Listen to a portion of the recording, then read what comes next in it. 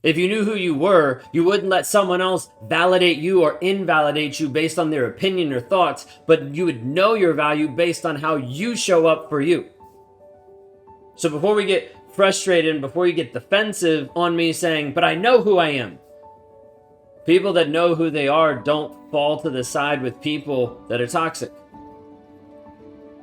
Simply put, when we see people that rise up in their confidence and their clarity inside of our programs, they move into a place of certainty. Are you the perfect partner for your narcissist? Are you the reason why you keep being inside a toxic relationship? Maybe you've even found yourself being a narcissistic magnet. Have you had that before? Or have you seen the cycle happen over and over and over, going back to the same guy or being inside a toxic relationship? Typically, there's two things that it boils down to that you're struggling with that produce this cycle. And if you stick around, I'll share those with you here in just a couple minutes. This whole piece of being the perfect partner for the toxic guy in your life. How many of you feel like it seems like you're just susceptible to this? Like if someone painted out a picture of codependent, people pleaser, you would just start fitting all of these boxes and checklists. It's almost like the narcissist has this checklist of who do I want to be able to use, manipulate, and abuse? And he's selected you. And you feel like no matter what you do, you can't get out of the relationship. You can't move forward inside of your healing, inside of your development. You can't even find purpose or clarity in who you actually are. This is what people find when they're inside a toxic relationship. How do I know this? I know this because of who I've been, how I've shown up. If you're new here, my name is Ben Taylor. I'm a self-aware narcissist on this channel to provide awareness, healing, growth, and transformation. The goal inside of what I share and what I do is peeling back the layers of my own life, peeling back the layers of the shit that I've done and the things that I've destroyed, not to brag about it, but to be able to give you an idea and an example of what might be going on in your life, what might be breaking down in your relationship right here, right now. And if there's not this awareness that needs to happen inside your life, if there's not healing that needs to happen to help you move forward and to grow into who you want to be, no transformation is possible. You're going to stay stuck in the same place that you've always been, thinking and hoping and praying that it's going to be different. But the reality is you're stuck.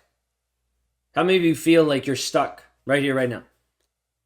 You feel like you're stuck either in the relationship or out of the relationship, but stuck mentally and emotionally.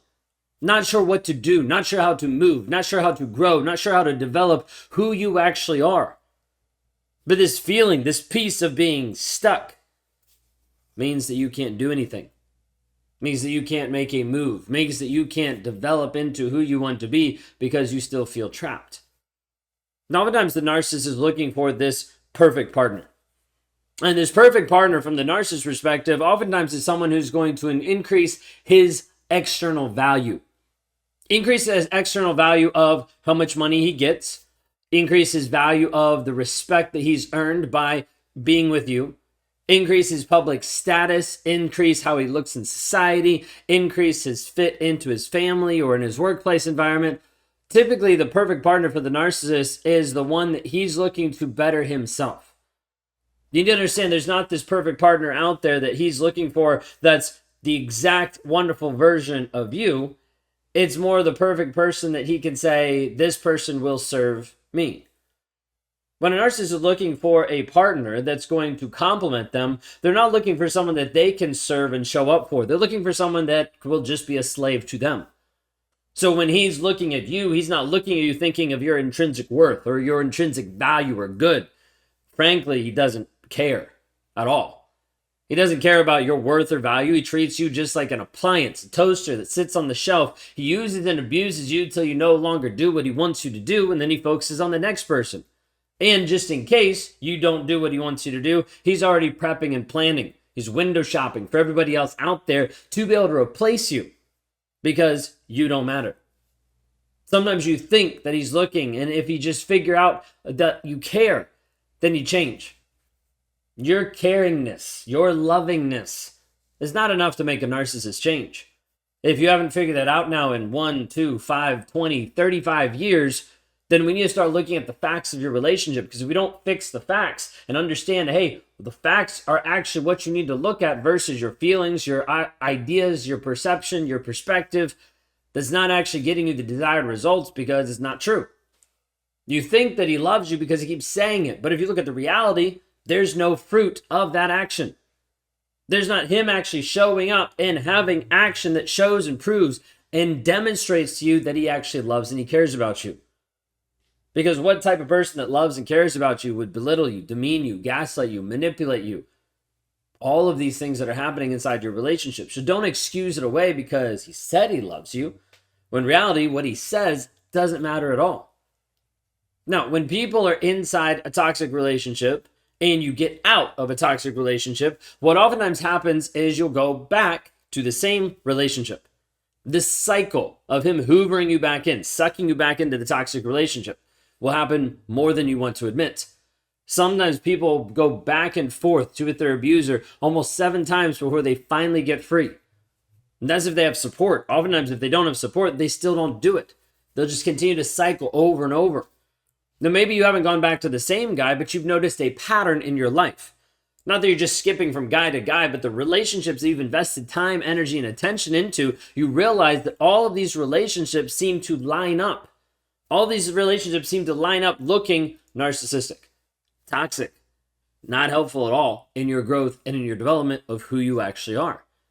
And it makes you start to question and scratch your head. Like, what's wrong with me? What am I doing that's attracting this? What am I doing that's starting to have all these narcissists line up, just knocking on my door, be like, hey, when you're done, come over here. I'll abuse you just the same. This is what's going on because you start to notice a cycle and a pattern. This could be because you're predisposed based on your childhood. You could already have doors open in your life, mental, emotional, spiritual doors open into your life that are going to lead you down a certain direction simply because that's how your dad treated you. Or that's how your dad didn't even show up. Or that's how your mom interacted with you. That's how she belittled you and put you down. All of this that happens in early childhood, if it's not healed, if it's not grown, if it's not developed, it produces the wrong image in your mind. It tells you that this toxic person is safe because that feels normal. It tells you that this toxic person is okay to be around, is going to help you because that feels what you're used to. Do you see this? This is what happens. People get stuck in a cycle, going back and forth to the same person, going through different partners that are all the same, just different faces, different versions, overt and covert, malignant, all of different types of narcissists. You should just go through the whole variety of them. You've got like a whole variation of narcissists in your life, going from one to another to another to another. This cycle, and it leads you to a place that feels like you're just a magnet. For just a moment here, how many of you watching this video feel like you're stuck in a cycle? Just type the word cycle into the chat. This is a cycle that, as I've been talking about it, you've resonated, you've identified with it, and you would testify, hey, I'm stuck in a cycle right now. I want to be able to provide something to be able to help you move forward. Whether it's working with me, whether it's jumping in one of our challenges, whatever it might be, like we need to break the cycle. One person said that if you feel like you're stuck in a rut, break the cycle. Simple advice. Extremely hard to do because most people won't do what's required. Most people won't do the simple things that actually start to break you free because it's not easy. It takes work. It takes effort. It takes consistency. And people don't like consistency in this day and age. They think it's boring, not sexy, not fun. And as a result, they keep losing because they keep trying to do a bunch of crazy stuff instead of just doing things that little by little change who you are from the inside out. Now, I mentioned at the beginning of the video, hey, there's typically 2 things that are resonating or inside of you that is pulling you back into a toxic relationship or cycling you back into a different relationship with the same narcissistic type of guy. This magnet piece, this magnetism that you have towards a toxic person. What is that? What I found is it boils down to 2 things. This isn't 2 things that I just made up yesterday. This is 2 things after working with over 3,000 clients and understanding and seeing and hearing their stories, their phrases, and the things that they're going through. These 2 things will keep you perpetually in the cycle. 1, not knowing who you are. 2, not setting healthy boundaries and keeping them. Now, 50% of you, when you hear that, are going to push back and you're going to be like, I know who I am. Well, pause for a moment and consider that if you knew who you were, you wouldn't have been in a toxic relationship where someone else took away your value, took away your worth, and took away who you actually are, stripped you of your identity. If you knew who you were, you wouldn't let someone else validate you or invalidate you based on their opinion or thoughts, but you would know your value based on how you show up for you. So before we get frustrated and before you get defensive on me saying, but I know who I am, people that know who they are don't fall to the side with people that are toxic. Simply put, when we see people that rise up in their confidence and their clarity inside of our programs, they move into a place of certainty. Certainty is unique and interesting because when a person has a different level of certainty, there's an energy that comes out. There's an authority that comes out. There is a purpose that comes out. And many of you don't have certainty right here today because you're not certain who you are. You don't have clarity about what's going on, and you're confused about the entire situation, ripping you of your confidence. So as a result, you stay confused. When you stay confused, you don't make a move. When you don't make a move, you die. You disintegrate. You're destroyed internally. Your heart is broken. Your emotions are ripped out of your heart. And you're left as a shell of yourself, walking around like a zombie, trying to just survive and unsure, what does this even look like? Do you see how this resonates inside of being stuck in the cycle? Because then this happens. Then you pile on shame and guilt for being in the cycle. You pile on shame and guilt for going back to the narcissist. And then now you move into isolation. You don't do anything. You don't invest time, money, and energy into you. And as a result, you don't move. All simply because we haven't established who you are. Your purpose, your direction, your value, your sole purpose for even being on this planet.